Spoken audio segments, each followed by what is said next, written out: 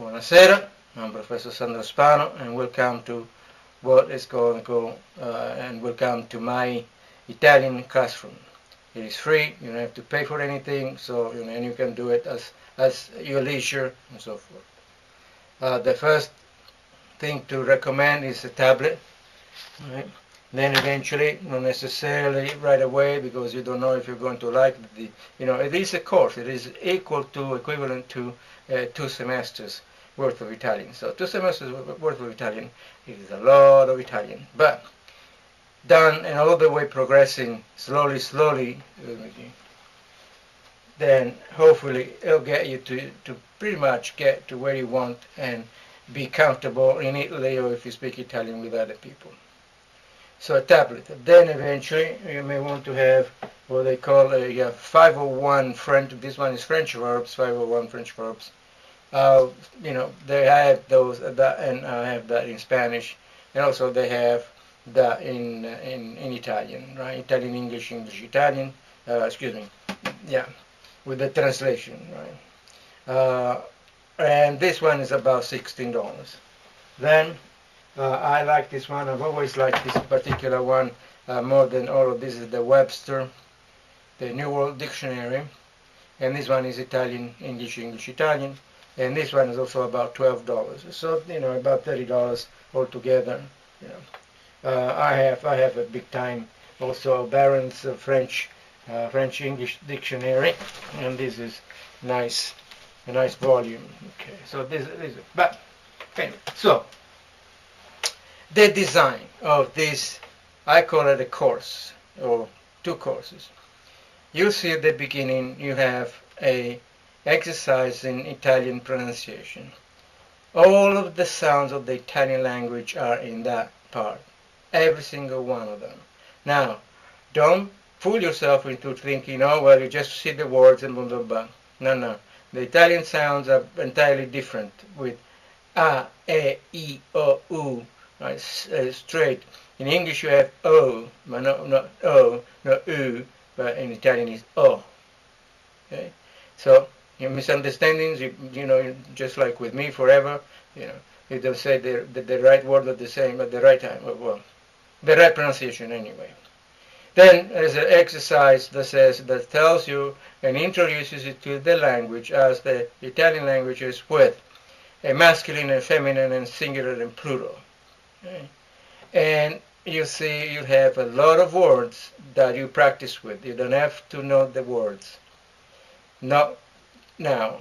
Just the whole thing is about exercising, understanding which one is masculine, which one is feminine, and which one is plural, and so forth. Okay? So that's the exercise. Eventually, as the grammar comes in, slowly you actually get to understand, or to understand what the words are. Okay, and some English words, of course, like bar, sport. Yeah. So in English you say sport, in Italian is sport. In English you say bar, in Italian is bar. So that's the exercise. So you have the vowel sounds first, then you have the exercise in masculine and feminine. See if you can recognize, because there are rules. Okay, Italian grammar is nothing but rules. Okay, which means that if you just put yourself into it, you will not have any problems. The second video starts with the present tense, and all of the tenses are done in the classroom. Meaning I am the classroom, and I am pretty much as if I have actually 1 or 2. I have the students in front of me anyway, where I have the blackboards, and there's a lecture, and the lecture is as if you were in the classroom with me, or opposite. Okay, and again, you can't just go through and say, okay, I get the whole present tense in one day. You can't. You have to understand what I said. There's some verbs are that way, some other verbs are that way. So you have to be diligent about that. Going through the whole video, that's not going to do anything for you. Of course, then you can do whatever you want to anyway. But those are my suggestions, and that's the way I've introduced that. That's the way I think the language should be learned slowly, because you already have an idea. you know, how the whole thing is going to work. And once you get the gist, you say, ah, something will come along and say, psh, and you see the little bulb there, and you see the little light, and you know you got it. Well, once that happens, you understand, oh, and say, wow, I understood. I didn't have to translate.